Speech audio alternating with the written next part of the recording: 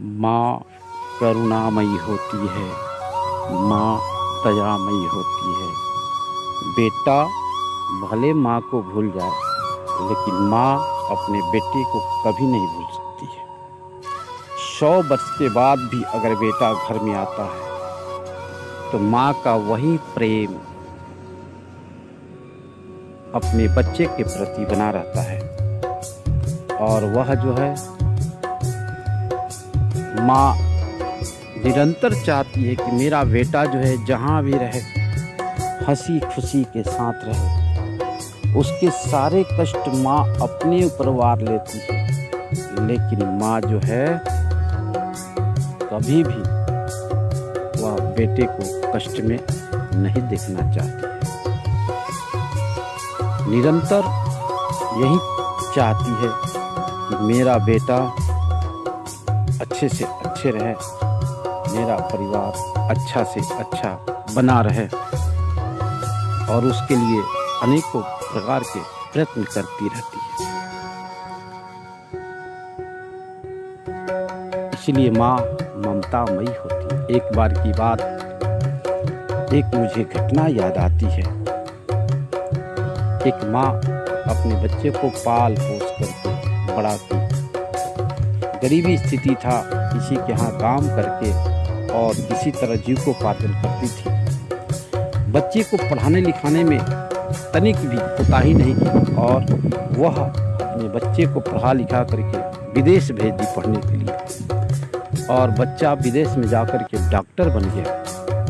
Doctor तो बन गया, लेकिन डॉक्टर के साथ साथ वह किसी लड़की से प्रेम कर लिया।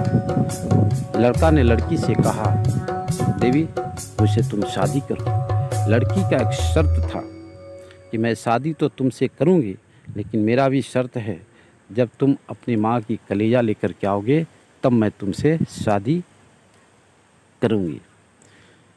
लड़का आओ न देखा ताओ, बस लड़की की बात मान ली।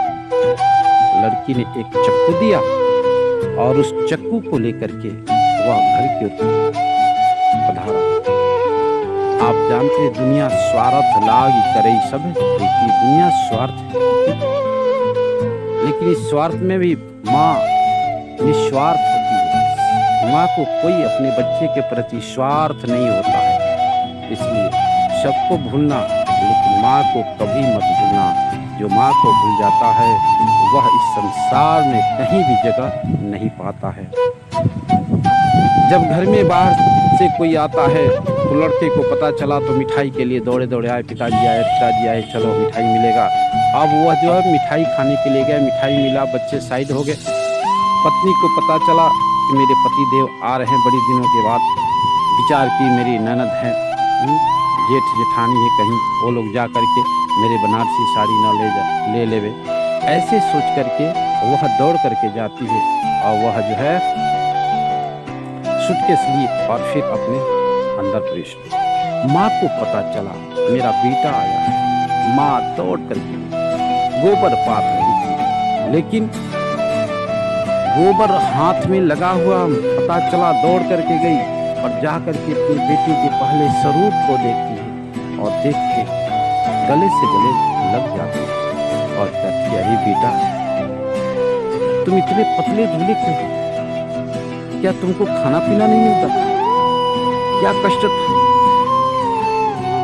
उसकी गाल को छूने लगे, शरीर को छूने लगे। मेरा बेटा दुबला हो, और ऐसे कहते हुए गले से गले लगे। घर में ले गए, जो बना था निकाल करके परोसती थी। बेटा खाता है, खा पी करके संध्या हो गया, रात्रि हो गई। माँ अपने रूम में जाकर के सो गई। माँ को क्या पता है आज मेरा बेटा ही दुश्मन बन करके आया है, और माँ सो जाती है। बेटा मध्यरात्रि हुआ, माँ के रूम में गया, चक्कू निकाला, माँ के कलेजे में खूब कलेजा उठाया, चल पड़ा। अंधेरी रात चलते चलते बस क्या था, ठोकर लगा, गिर, मांस कलेजे के टुकड़े बिखर गए। फिर भी उस कलेजे से आवाज आया, अरे बेटा तुझे कहीं चोट तो नहीं आई?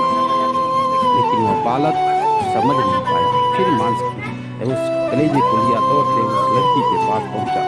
लड़की ने देखी और विचार करने लगी, जिसने पाल पोस करके इतना बड़ा किया, यह अपनी माँ के नहीं हो सकता है तो मेरा क्या साथ देगा? लड़की ने जवाब दे दिया, मैं तुम्हारे साथ शादी नहीं करूंगी। उस कलेजे से आवाज आया, अरे बेटी तेरे खातिर ये माँ को त्याग सकता है। अगर तुम मेरे बेटे के साथ शादी नहीं करेगी तो मैं तुझे श्राप दे दूंगी। तुम इस संसार में कभी सुखी संपन्न नहीं हो सकती हो। माँ की ममता वहां भी अपने बच्चे के सुख के लिए एक कलेजे से आवाज निकलता है। ऐसी माँ ममता मनी है, ऐसी माँ करुणा मनी है, ऐसी माँ को कभी दुख नहीं, ऐसी माँ को दुख दोगे जीवन में कभी भी सफल नहीं।